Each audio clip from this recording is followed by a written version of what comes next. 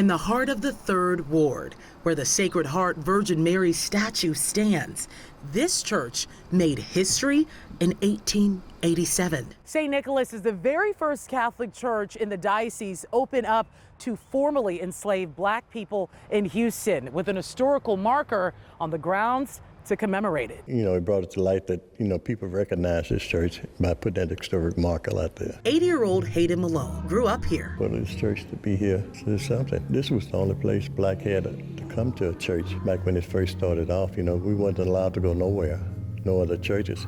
And being a Catholic church, they accepted us. This year, St. Nicholas turns 137. We are remodeling the church and everything for the celebrations. The grace and peace of our Lord Jesus Christ. Everybody says Miss Patty. P-A-T-T-I. Oh, the memories. 84-year-old Patty Rollins still remembers at St. Nicholas. I graduated here and I got married here. In the school from kindergarten to the 12th grade, I was taught by the Holy Family nuns. And they are a Black order, which is a rarity. 12 minutes away from St. Nicholas, our Mother of Mercy in 5th Ward is approaching its 96th year since its founding. Up there on the balcony are paintings of Black Catholics on the road to sainthood. We do not currently have an African American who is a saint. Bianca Henney went to the National Black Catholic Congress in Washington, D.C., bringing back these sacred portraits. You see those statues in a darker hue. It became important that our people see the reflection of themselves in that holiness. Our church is steeped in Black history, right? Especially being here in historic 5th Ward, Frenchtown. This community of Black Catholics, Pastor Father Rodney Armstrong says, are from Southwest Louisiana, with Creole backgrounds settling in Houston in the 1920s. African American Catholics were able to establish their own Catholic parish at that time. And that fact is amazing to me. Our forefathers, foremothers were having a Zydeco band, selling food, having a bazaar for the entire community to contribute so that they could build their own church. In 1952, 90-year-old Bertha Dorian joined our Mother of Mercy. I'll tell you, but when I came to Houston, the first thing my mother said, you must find a church, So as if I wasn't going to try to do that first. Our liturgy here is reflective of our culture as Black people. And we worship with expression. Both Houston churches showing the history of Black culture has a special place in the Catholic Church. Ugochi Iloka, KHOU 11 News. Carmel Elementary is one of 34 elementary schools in Aldine ISD that are having their students use Amira for the first time this school year. Stay close to the ocean. Sometimes they'll get a little bit frustrated when she's like, read that again, let's try that again. Amira is an artificial intelligence program that listens to students as they read. It'll capture whether or not they're making a mistake, whether or not they mispronounced a word, or whether or not they are reading something incorrectly. Aldine ISD's Chief Academic Officer, Dr. Fabiola Cantu, says Amira uses the AI system to generate a lesson that caters to a student's need. It provides personalized support specifically for each individual student. Hi, I'm Amira. I like that you get badges whenever you read good. Fourth grader Naya Brown tells me this happens when her reading accuracy is practically perfect. How excited do you get when you get a badge for reading well? I get really excited because it makes me feel like I accomplished something. Naya says there is no need to feel nervous using Amira. Whenever you're reading in front of a teacher, you just don't want to mess up, but with Amira, you can mess up and you don't feel bad for yourself. The program also provides immediate data recovery for teachers in real time. I'm actually able to go back as soon as they finish and listen to the recording so I can see any mistakes that I've made or any words that are tripping them up. This helps Naya's teacher, Kendra McMichael, pull students to either work with her one-on-one or in small groups. Great job. McDonald thinks of Amira as an in-class tutor with a ton of personality. She dances, she celebrates small victories with them. So it's basically like their own little cheerleader. And students look forward to connecting with Amira daily. They develop these friendships with her, and they all literally like seeing Amira. Like when she pops, like I watch their faces when they all get on their computer and they all smile. Aldine ISD is a biliteracy district that offers dual language instruction, so Amira is available in English and Spanish. Brinca de su nido. Dr. Cantu says the goal is to have their 23,000 K-5 students read on grade level or higher. Parents can help their child reach this goal by having them use Amira at home too. Here is a question for you about Ugochi Iloka, KHOU 11 News. These are representations of the different LGBTQ plus flags. Much like these flags, Executive Director Carrie Rye tells me her clients are just as diverse and come to Tony's Place looking for direction. At many different stages of their lives, we serve youth between the ages of 14 and 25.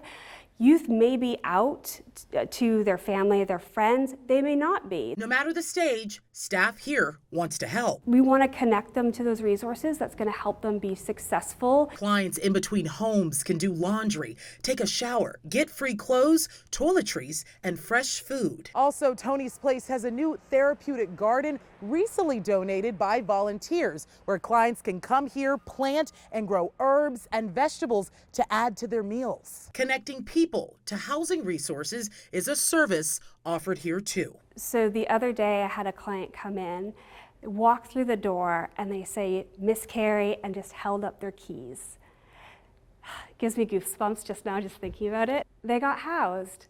They got their own place. Tony's Place was founded in 2016 to at first serve homeless LGBTQ young people after their founder, therapist Tony Carroll, passed away. Him and his husband were passionate about the youth in the community. It has since transformed into so much more with the help of several community partners like LGBT Chamber of Commerce Houston. At the end of 2023, they coordinated the largest supply drive in our organization's history. Then, to feed creative minds, a youth art program called Crafter Pride was launched, where we bring in different LGBTQ artists to share their craft with high school students, university students. Some of that art includes written work, which program manager Alyssa Kelly shared with us. With the stars as the wind dances. One of her clients, who doesn't want to be named, wrote this poem. Butterflies dances in the moonlight and the stars shooting across the galaxy. Queen walks on water as the moonlight shines. A place to dance, write, draw, or just regroup and be free. That's what Tony's Place wants to be for any and everyone. We welcome you. We want to be there. We want to be your cheerleader. Creating a safe space for those still trying to figure it out. Ugochi Iloka, KHOU 11 News. You can see on both sides. Driving through Houston's Chinatown with Kenneth Lee is like taking a trip through history. Not a shopping center, but they convert into a mixed use. A man often referred to as the mayor of Houston Chinatown, there's not much Lee doesn't know about the shopping plazas and businesses that line Bel Air Boulevard. Born in Taiwan and raised in Hong Kong, Lee moved to Houston with his uncle in 1983. I went to a Houston Baptist.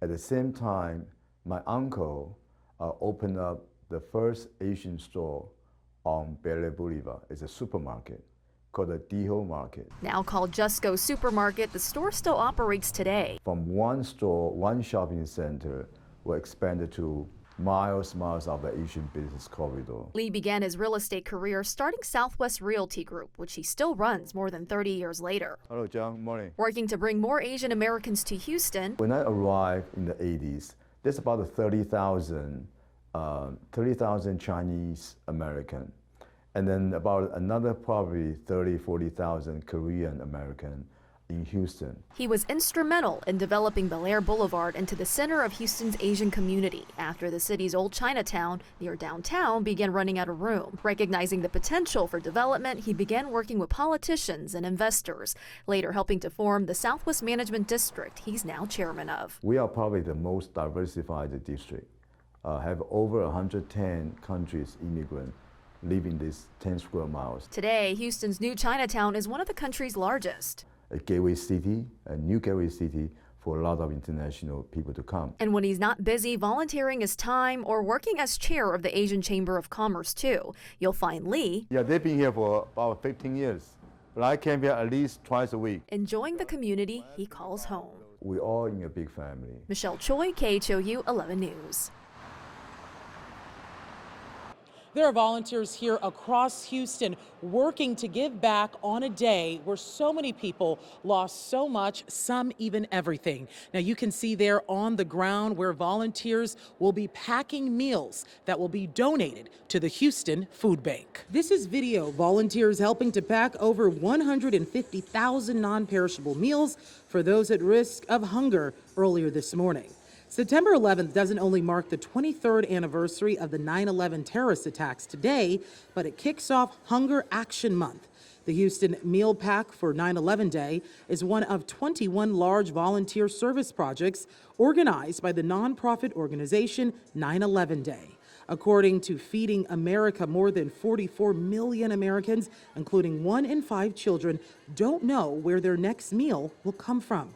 We spoke to volunteers who stepped up today to help change that. I think that just remembering that day for all the people that lost their lives and then using this day also as a good volunteer opportunity, they tie hand in hand. It was very important because I know this day is a really, really tragic day for a lot of people, the memories of it. But if you can come in and be as a community and get together. Several volunteers from companies like Nestle, JP Morgan, Reliance, and others are here too assisting.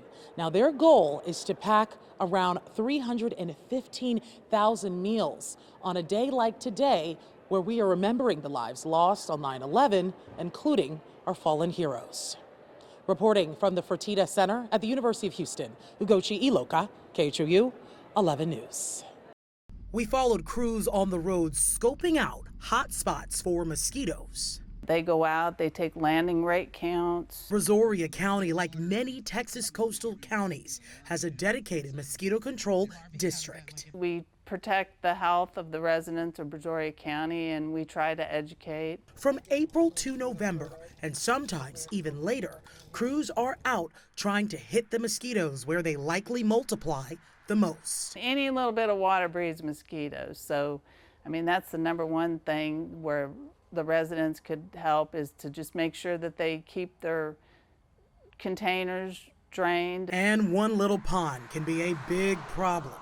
Some aggressive freshwater mosquitoes have a 20-mile flight range. We are proactive. We go out there, we try to eliminate the sources. As we watch these crews surveying, they noticed this spot had no baby mosquitoes yet. What we have here is just a trap setup what we normally have when we trap out for mosquitoes. Surveying helps crews get an idea on where an influx of mosquitoes are breeding, and it's working here in Brazoria County.